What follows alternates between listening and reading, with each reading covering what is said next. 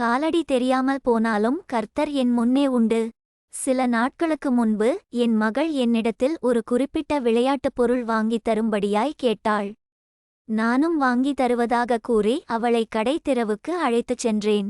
ஆனால் நான் எந்த கடையில் அது கிடைக்கும் என நினைத்தேனோ அக்கடை மூடியிருந்தது. மேலும் அது ஒரு பண்டிகைக்கு முந்தின நாள் என்பதால் கடைத்தெரு முழுவதும் நடப்பதற்கு கூட வழியில்லாமல் வண்டிகளும் மக்கள் கூட்டமும் நிரம்பி வழிந்தது. என் கரம் பிடித்து நடந்து வந்த என் சிறிய மகளோ கடை மூடப்பட்டு இருப்பதைக் கண்டு நடப்பதற்கு கடினமாயிருந்தாலும் அப்பா தான் கேட்ட விளையாட்டுப் பொருள் வாங்கித் தருவார் என்ற நம்பிக்கையோடு வந்த அவளுக்கு ஏமாற்றமாய் இருந்தது.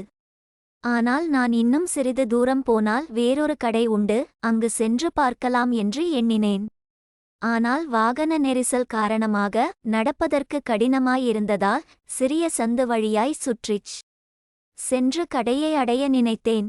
ஆனால் அது எதுவும் அறியாத என் மகள், விளையாட்டுப் பொருள் கடையும் இல்லை, ஆனால் அப்பா தான் அறியாத பாதை வழியாய் தொடர்ந்து நடத்திச் செல்கிறாரே, இந்த சிறிய சந்து வழியான பாதையில் எந்த கடையும் இல்லையே, வெகு தூரம் நடக்கிறோமே என்று எதையும் நினைக்காமல் தொடர்ந்து என்னுடன் நடந்து வந்தாள். ஒருவேளை அவள் முகத்தில் கேள்விகள் இருந்தாலும் தொடர்ந்து என்னோடு நடந்து வந்தாள். என்ன ஆச்சரியம், நான் நினைத்த கடைக்கு செல்லும் முன்பாகவே பண்டிகை காலமானதால் தெருவோரமாய் ஒரு பெரிய விளையாட்டுக் கடையே போடப்பட்டிருந்தது. என் மகள் கேட்ட விளையாட்டுப் பொருள் கண்ணனுக்கு நேராய் படும்படியாய் அங்கு அடுக்கி வைக்கப்பட்டிருந்தது. என் மகள் அதை கண்டவுடன் வெகு சந்தோஷமாய் அந்த பொருளை வாங்கிக் கொண்டு அதை வாங்கின சந்தோஷத்தில் எந்த களைப்பும் இன்றி மறுபடியும் வீட்டிற்கு என் கரம் பிடித்து நடந்து வந்தாள். இது எனக்கே வியப்பாயிருந்தது. ஏனெனில் நான் என் மகளை அவ்வளவு தூரம் அழைத்து செல்லும் பொழுதும் அந்த பொருள் கிடைக்குமோ என்பது எனக்கே சந்தேகமாய்தான் இருந்தது. இவ்வளவு தூரம் அவள் கால் வலிக்க இந்த நெரிசலில் நடத்தி வர வைத்து இறுதியில் விளையாட்டுப் பொருள் இல்லை என்றால் அவள் வேதனைப்படுவாளே என்று நினைத்தேன். ஆனால் எல்லாம் நலமாக முடிந்தது. நான் வீடு வந்து சேர்ந்து என் மகள் விளையாடுவதை பார்த்து கொண்டிருந்த பொழுது ஆண்டவர் என்னிடம் சொன்னார், நானும் இப்படித்தான் உன்னை தினந்தோறும் உன்னுடைய பல்வேறு எதிர்பார்ப்புகள் மத்தியில் உன்னை நடத்தி செல்கிறேன் என்று.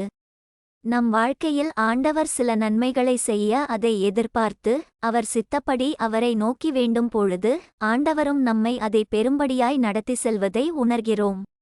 ஒரு நன்மையை பெற்றுக்கொள்ள நம்மை இவ்வழியாய் நடத்தி இப்படிப்பட்ட மனிதர்கள் மூலமாக அல்லது சூழ்நிலை மூலமாக ஆண்டவர் ஆசீர்வதிப்பார் என்று நினைக்கும் பொழுது எதிர்பாராத விதமாக நாம் எதுவெல்லாம் சாதகமாக இருக்கும் என்று நினைக்கிறோமோ அதுவெல்லாம் நமக்கு எதிராக மாறி நாம் அடைய வேண்டிய நன்மையை அடைய முடியாமல் போகிறது.